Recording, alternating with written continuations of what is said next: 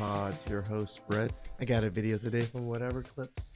Please like, subscribe, comment down below. I really appreciate that. Let's get that chow time. What do you think about the boss babe phenomenon, Rachel? What do you think about that? I think it's all a huge farce. I think it's all a mirage. It doesn't exist. I think that women thinking that they're boss babes is pie in the sky silliness. I think it's a result of 100 years of feminist propaganda. Shout outs to Rachel Wilson, Miss Wilson over here, Andrew's wife. Just laying down facts, trying to inform younger generation, younger women, what truly is going on and how things truly operate. And that a lot of women really buy into it because it's in everything, right? Every pop star, every singer, every rapper, every movie star. Like, you have to feel bad for women somewhat because all of their lives they've been lied to. Imagine if you've been lied to all your life, which would be blue pill guys. And as soon as you guys get into the red pill stage, you kind of get a little bit of rage, or you fight back, or you don't think that's what's truly happening until you fall on your face and your ears open up. Then you kind of absorb everything. It's the same thing with women. Every TV show you've watched since you were a little kid tells you that you can be an ass-kicking chick. You can take out all the bad guys in the movie, like Roundhouse kicking their ass when you're 90 pounds.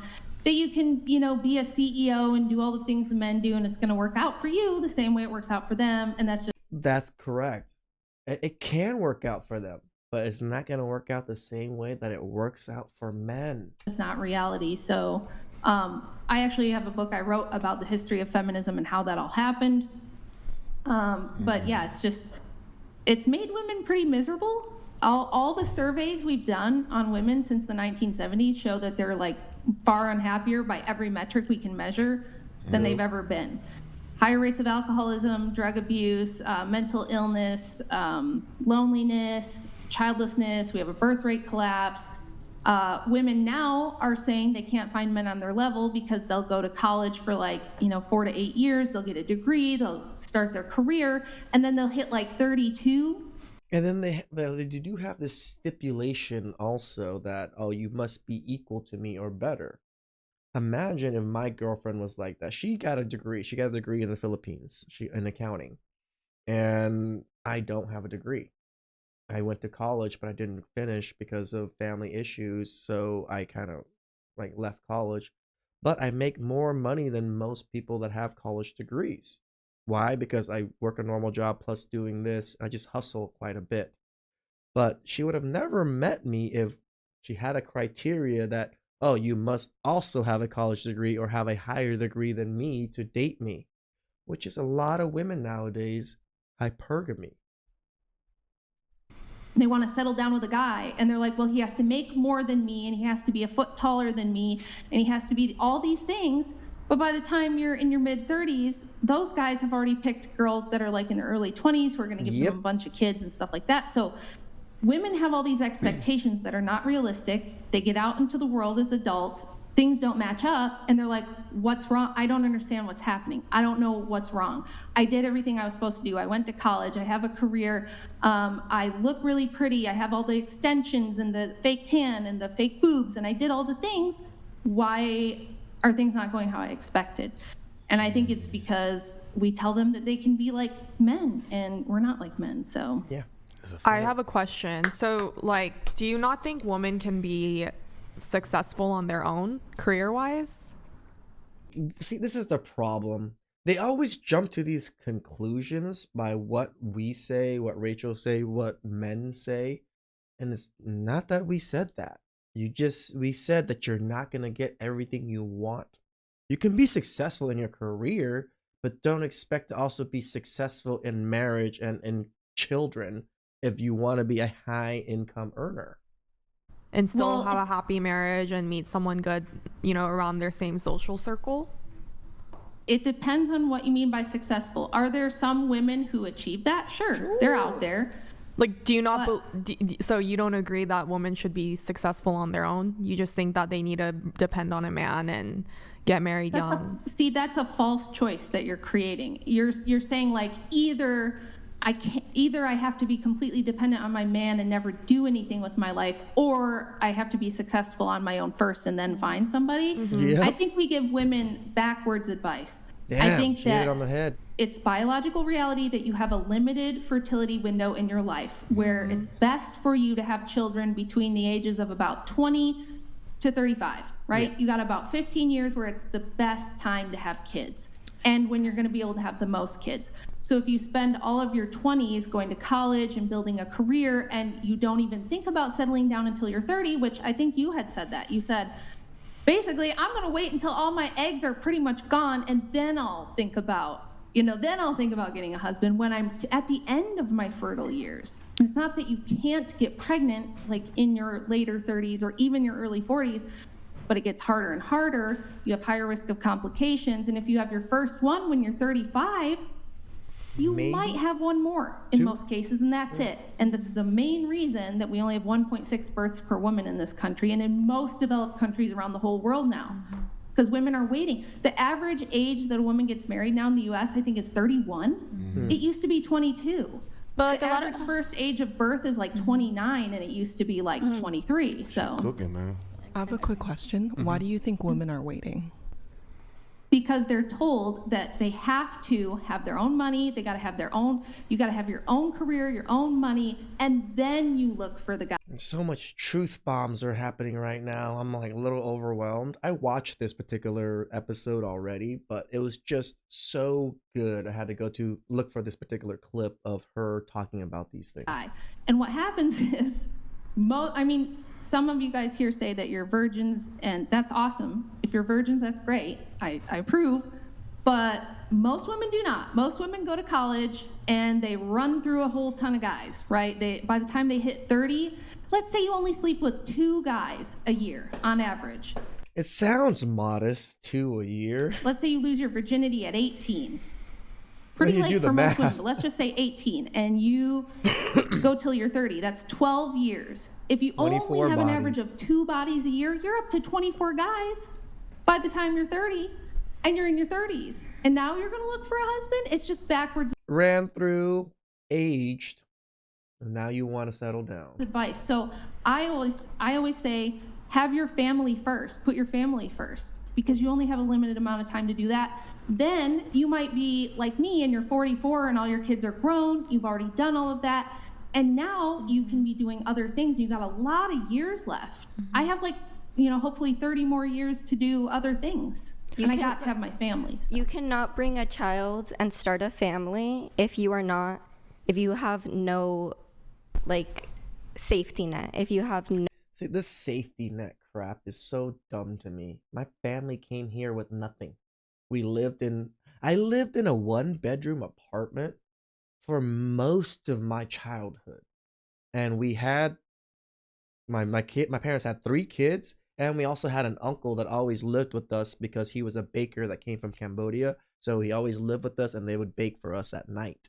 So it was 3 adults, 3 kids in a 1-bedroom apartment for most of my life. I still grew up perfectly fine. People seem to think that you have to provide your kids with everything that's essential in life or all of the extras that you didn't get. No, sometimes those struggles that you saw that you didn't receive makes you the way you are. When you've been given everything in your life because you want to give your kids everything in life, it becomes a bit of an issue.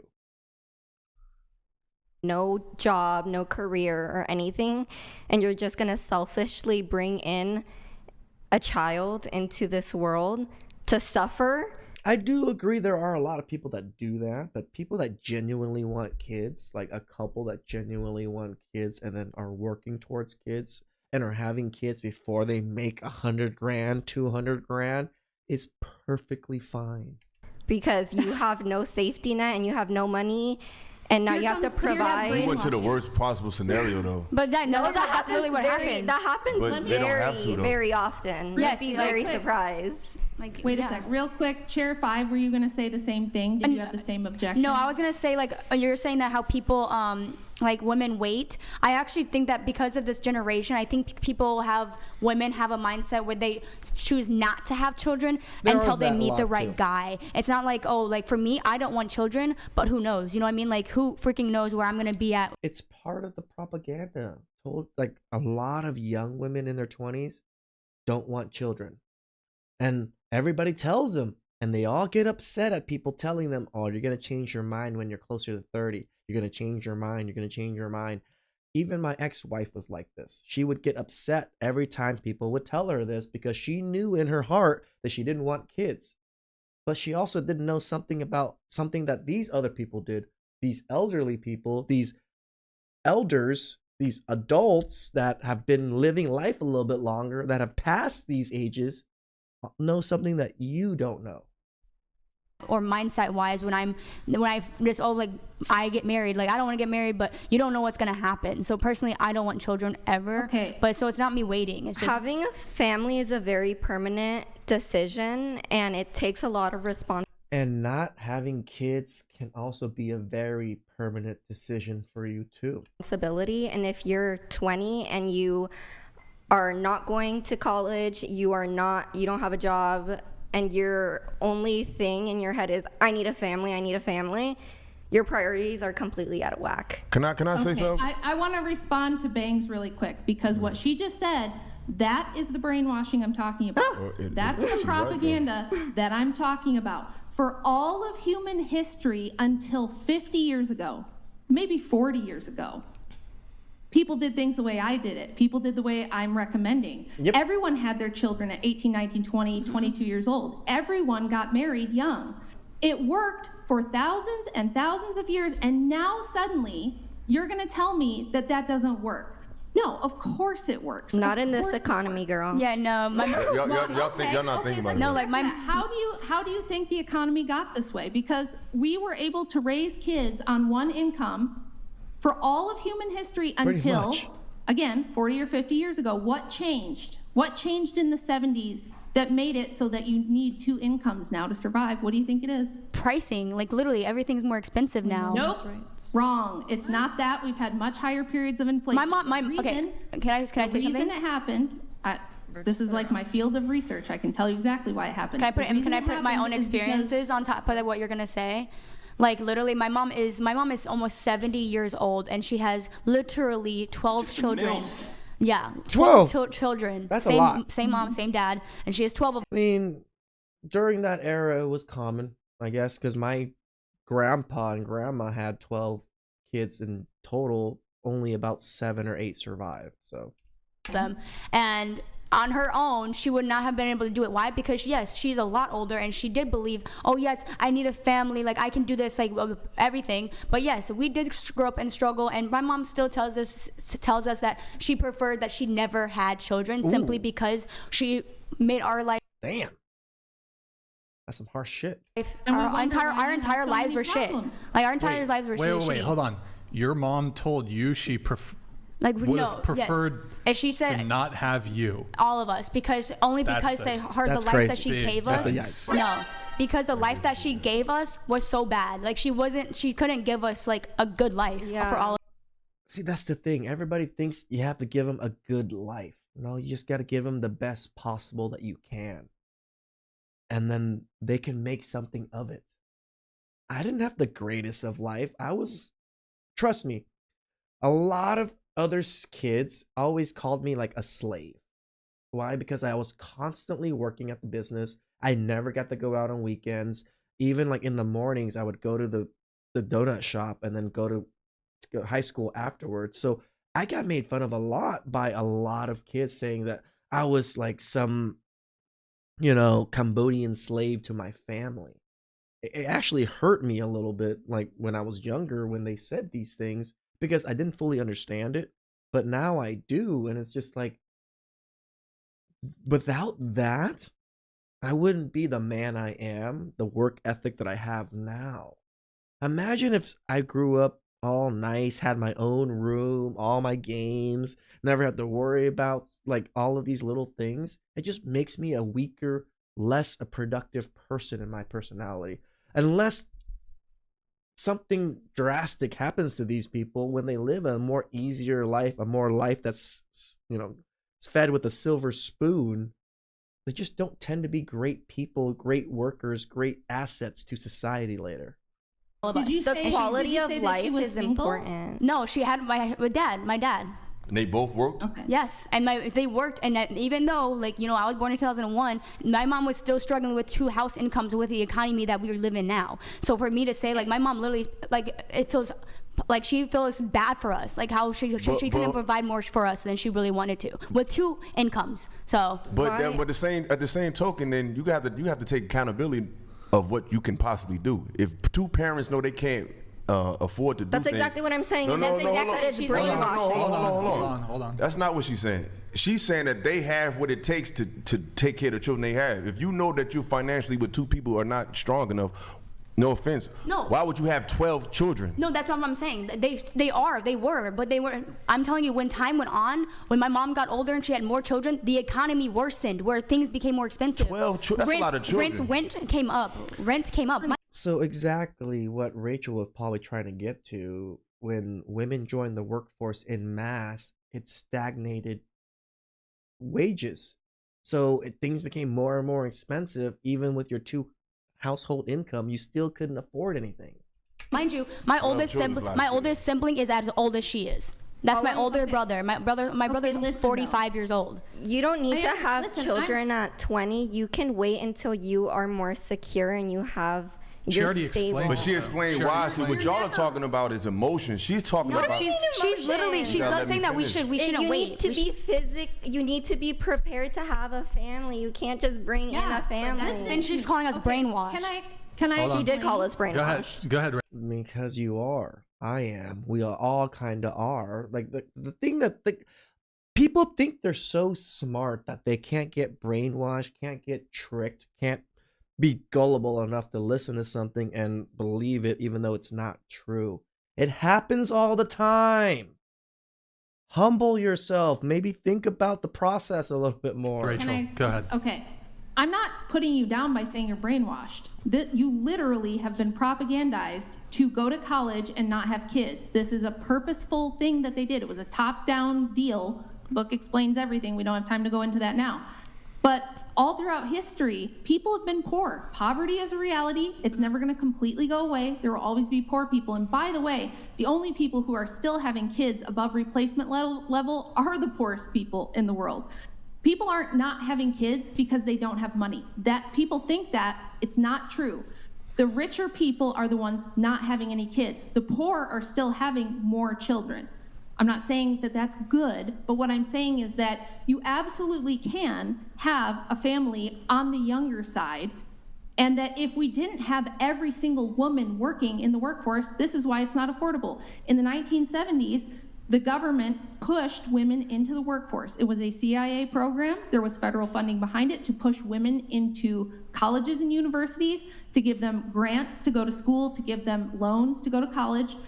And so all the women entered the workforce in huge numbers in the 1970s, and it created, there's my cat, a depression in wages. So men's wages have completely stagnated, and no, you really have a hard time having a family on one income anymore. That's not the way things are supposed to be, and it was never like that until we pushed women out of the home and into the workforce. That is the primary cause of the 2-income economy.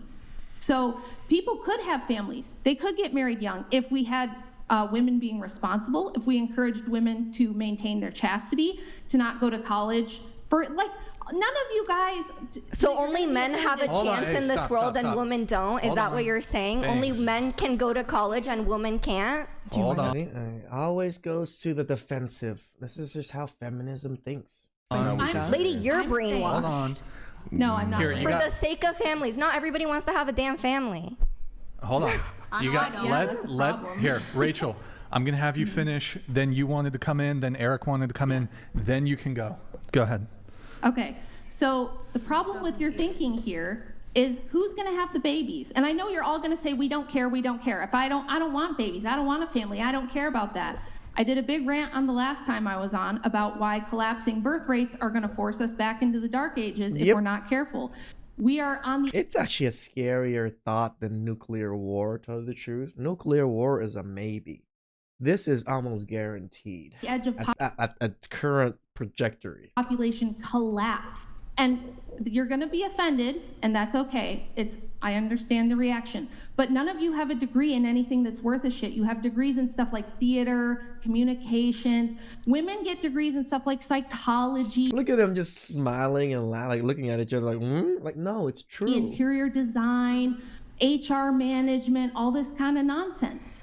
Okay, the men are the ones that do all the really important essential functions in the world. They build all the infrastructure, they do all the engineering.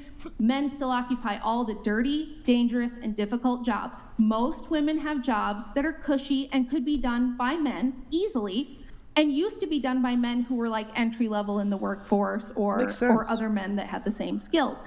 Women also have kept the same jobs for the last century. You've all had the opportunity to do whatever you want. You could have been engineers, could have worked for NASA, could have been building rockets with Elon. You could have been working on oil rigs. You could have been timber logging people. You don't want to do that. You want a cushy office job. You want a paper pushing desk job that anyone can fill.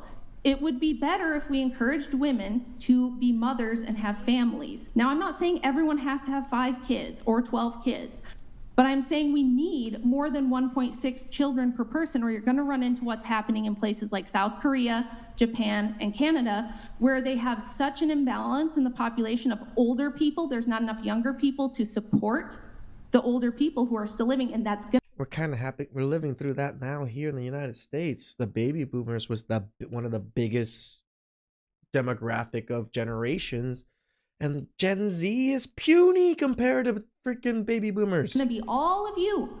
All of you are probably going to live into your 80s, and you won't have kids to take care of you, and there won't be a younger generation that can support you in your old age and pay for your medical care and everything that you're going to need when you're too old to work. And this is a real problem. It's a very serious problem. The UN has been projecting this for decades. World leaders are trying to figure out what the hell to do about it. It's a serious problem. So for all of you to sit there and go, well, I want to be a psychologist and I'm going to chase my dream and to hell with the future. It's like, okay, but that future is your future too. So it's very short-sighted to sit here and be like, I want to be a psychologist. I know a lot of women that are like, want to be behavioral therapists. I know a lot of women that are in that field. If no one's having children, and if most women are just like these women that don't want children, what kids are you child behaving in a sense? There's not going to be kids for you to even have a job anymore. Well, whatever, I'm just going to do what I want when I'm young and fuck whatever happens when I'm older. You guys don't realize there's a lot of life after 40. What if you're alone for 45 years?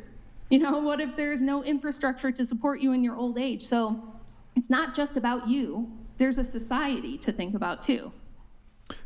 And this is, again, I love where Rachel's going about it. There is a societal duty between men and women.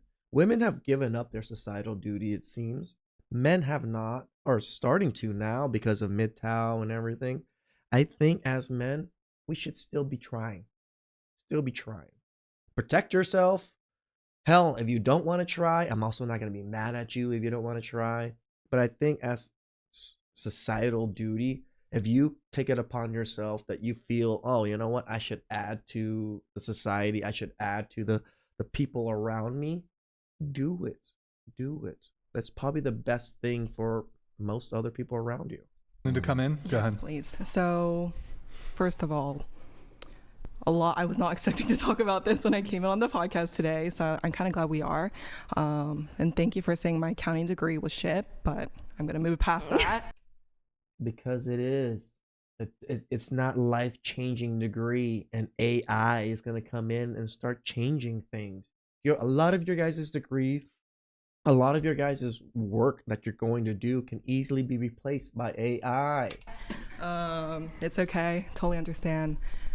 First thing. No, you don't, because you felt a way about it and you had to even bring it up. I did want to address how you talked about the propaganda of pushing a double income household, right? So pushing women into work and telling them that work. Motherhood is for losers who can't hack it in the career world. Yeah. So I wanted to talk about that, which I'm not going to agree or disagree on that because that was before my time. I could do more research on it, but since I'm not an expert, I'm not going to speak too strongly. But for the current day and age, if I want to get a house in California and stay here, I will have a double income household. I do not want to subject my children, if I do have any, to live in a situation where they can't feel supported. They can't go for their dreams. I gotta say, I didn't feel supported for crap growing up, tell you the truth. I would make like ceramic projects that my teachers were like, oh my God, it's so amazing. I take it to my dad and my mom, and mom would look at it and just like, the hell is this? Why are you wasting time doing this? That was my family. That they want. If they want to pursue a degree, they can. If they want to work in an oil rig, they can. My roommate also does engineering, and she works at oil rigs at like 6 a.m., goes out to check it. But going back to what I'm saying is, which is good for her, I couldn't do what she does because I do accounting. Exactly what she said earlier. Most of you women don't want to do those jobs. I'm digressing. So going back to the double income family, I think a lot of women right now, to this day, do want children, but they can't financially support it. And while they do... Well, they also have, again, they don't feel supported, but there's plenty of support. We have so much social programs for mothers, for children. It's ridiculous compared to any other country. Want to have it now because I do know that if I wait until I'm 35, obviously my body, there's going to be a lot more risks, a lot more complications. I have coworkers who are 35, 36 who had to do, I think, what's it called? IVF. Mm-hmm. Yeah. And they've had to go through a lot for that. Yeah, my own set of friends had to go through IVF. Congratulations to them. They just got a daughter, but they had to go through a lot of money to get that. But it's a lot. Yeah, it's really bad. But I think one of my coworkers lost a toe. But How do you lose a toe? Going back, they wouldn't be able to support their kids unless they were fiscally prepared. Because the husband and the wife both work full-time jobs. And then they both come home and take care of the kids as well. And they kind of switch it off too. But they wouldn't be able to pay for mortgage, for their bills, for the kids' tuition. Yeah. Who has autism. So extra lessons on top of that and behavioral lessons, everything. So I think while it might be possible in the Midwestern states to still have that dream of having kids early and being physically prepared for it, I think that's the other side of it. I think people give too much credence to California over here. I particularly enjoy it. I've lived here most of my life. I came here when I was 5, and my family all have businesses here. We kind of occupy a lot of OC and a little bit of LA. So I kind of like living here. But if I wasn't doing as well as I do, I would definitely be moving to a different state, probably moving to a different country.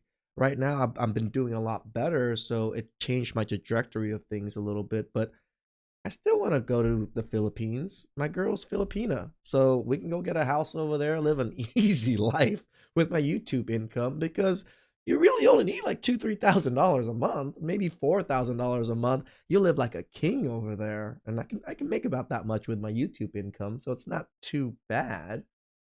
But people just never think about it. They always think of what I want.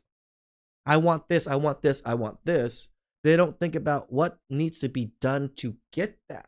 They just need, I just need more money. I want to live here. I want to start a family. What's more important, living here or starting the family? If it's the family's more important, maybe look somewhere else. It's a lot difficult where we are here, and that's why we have the pains we have right now, is because we want to stay in California and raise our kids in California. Okay, but this is the thing, right? I didn't say it was going to be easy because we are in the mess we're in. And I totally understand it. It's not like Andrew and I didn't struggle. We did. It was hard. We had to make a lot of sacrifices. We didn't take vacations. We never bought new cars. Vacations. I never been on vacation with my family ever. I'm 38. When I was a kid, I never went on vacation with my family. Ever. I never even been on vacation with my mother. That's one of the biggest regrets I have. Like, I wish I was able to take her on vacation to maybe Cambodia or somewhere, or sightseeing or something, but I didn't even get that chance. It wasn't a priority. I don't get why these vacations are such priorities to people nowadays, especially the younger generation. Who cares? If you're still struggling to survive, why do you need to go to Lake Tahoe or the Hawaiis or something like that? It doesn't make sense to me. Once you're out of struggle phase, you get to do whatever you want. But when you're in struggle phase, you got to make sacrifices. There, like, I didn't even dream of buying like name brand makeup or anything like that. And we did have to move to like a small rural town to make it work and things like that. I'm saying if we change the trajectory, we could make it so that this is workable again for people. And I do understand that right now it's very hard. There's one big silver lining though, which is that with the internet, a lot of people, in fact, they're saying like 40% of all jobs in North America will be remote by the year 2030. So there is a good opportunity for a lot of women to work. She says that, but a lot of companies are like trying to get rid of remote jobs. So it's like, we'll see what goes on with it. More like part-time-ish hours from home and probably still make some money. There's a lot of things you can do on the side. I used to do firearms instruction on the weekends because I could teach a class and make $1,000. That's so nice. You might have to find some solutions. You might have to find some workarounds. I'm not saying it's like evil for women to work. I'm not saying you should never have a job or that you shouldn't be educated. I'm saying you can get educated without college. That's one. There's a lot of ways to get a good paying job without having to go to a university and take on what most women take on, which I think is an average of $60,000 in debt. Yeah, that's a lot of money. Which is interest hurts. Another thing that prevents people from wanting to get married and have kids. You start your life in a ton of debt. And women are now the prime. I mean, imagine if you were both master degrees. What is that, negative, 80,000 each person? Now you start off and you get together, you get married. You're negative 160,000 in debt. Yeah, kind of hard to want to start a family right away. Primary debt holders in this country because of their college debt.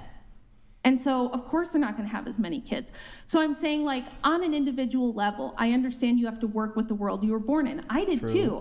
There was plenty of times where I had to work when I was young and I hated it.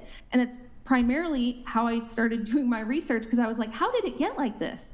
How did it get so hard for me to just be a mom and stay home and raise my kids myself? And that's the only other thing I really want to say, is that we all talk about what women want and what's good for women and whether they should be able to have careers and motherhood at the same time, but nobody ever talks about the kids. It's so tough. Nobody ever talks about the fact that almost every child now is raised in daycare and public school. They spend 8 to 10 hours a day with public school people, daycare people. See, this is the great thing about my family. My aunts are in that retirement age now, so where they don't really work. Some still do just because they choose to. But they're at the retirement age where they take care of the grandkids. And it's not like a bad thing because they love the grandkids. This is kind of how our family has been going on for generations upon generations. You know, when parents get a little bit older, they start retiring. You know, the kids start taking care of the parents, and the parents start taking care of the younger kids, which would be the next generation, their kids. And it makes sense that way. You don't need outside people diddling your kids in any way, shape, or form. I mean, yes, it still has a chance of bad things happening within your own family. I'm not going to say it doesn't, but when it's your mom and your dad taking care of your children, you're pretty set. You're pretty set. People, they see their mom for like 2 hours a day. And what no one ever tells you guys is that 95% of the time you'll ever get to spend with your kids is gone by the time they turn 18, and you don't. My dad is realizing this now. Like, he realized this after I, graduated high school, was because me and him hardly ever had much time together. He worked nights. I didn't see him. The 2 hours that Rachel was talking about, I maybe saw my dad for those hours. I saw my mom all the time. Just didn't see my dad that much. And now my dad wants to hang out more a little bit and do things. I'm just not used to it. I love my dad, but I'm very to myself kind of guy because I was kind of raised to be like that. And I don't even hang out with my best friends nowadays. I'm just on this computer majority of the time and my phone looking for content, trying to create content, calling up people, messaging people about content. So it's just spending time with your parents, spending time with your kids is so important. I wish like my dad played catch with me, played tennis with me and all these things. He just didn't have the time. Right? And nowadays it's understandable for dads not to do it, but imagine if you didn't have your mom either. My mom was there a good chunk of the time. She cooked every day, but she also worked. She worked the donut shop in the mornings. I would go to school and do all that, and then we would just go to the donut shop with her. I do admit owning our own business was a little bit better than just working for someone. Like if my parents worked like a normal job, you wouldn't be able to just bring your kids to work kind of thing. But it's a struggle. You don't ever get that time back. You can't go back and redo it. You don't get a second chance. So I do think the situation is super fucked up. And I do feel bad for women, which is why I wrote the book, which is why I have my own YouTube channel, which is why I have a Substack.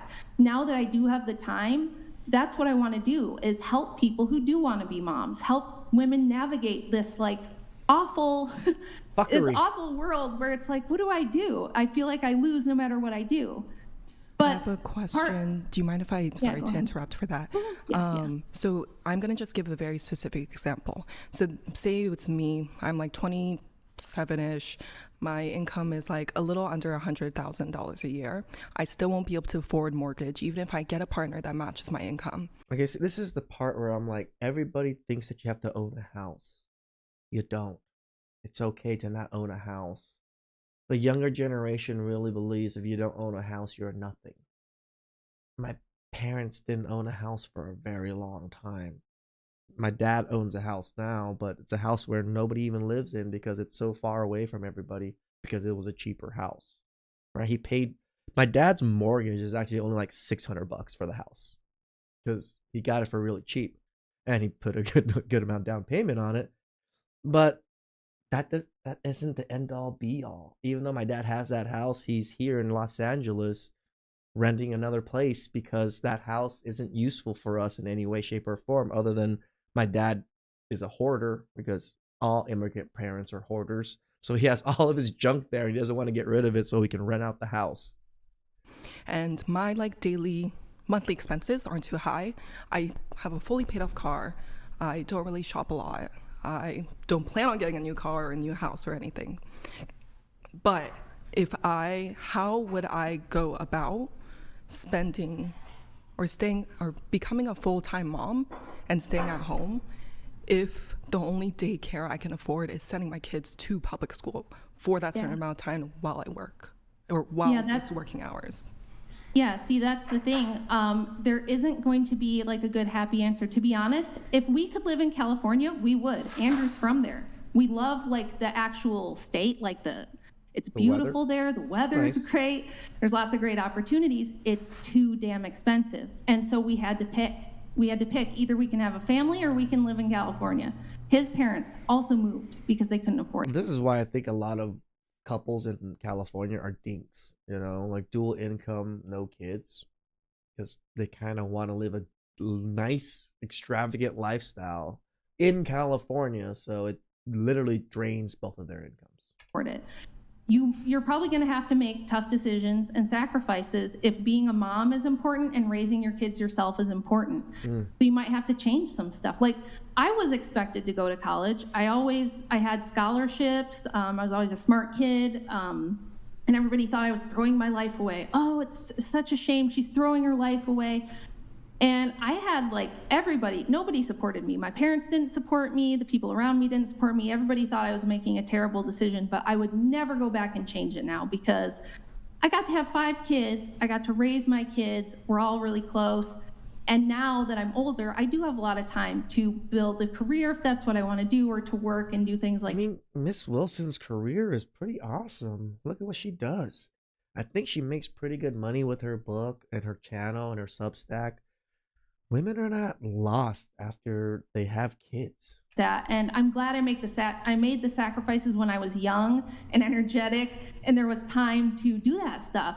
Whereas if I had waited, I probably wouldn't have had choices at all. You know what I mean? So it sucks that you guys have this shit sandwich to like, do you want the shit sandwich or the shit taco? It's like you don't have any like great choices. Definitely because this world is not set up for you to have families and careers and everything.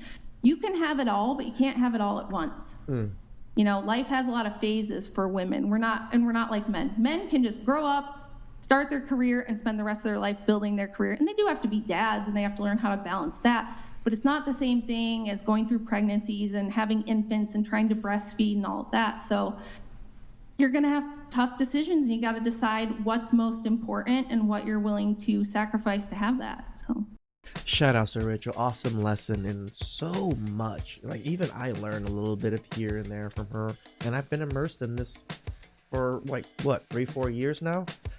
But it's good to see these women kind of understanding and like taking it in. They might not have fully absorbed everything. I can kind of tell not all of them fully absorbed everything, but some of them, the wheels are churning. The wheels are churning. And that matters to me because we got to start getting everybody's wheels churning, men and women. Please like, comment, subscribe down below. I really appreciate that. And I'll catch you guys next time. Ciao.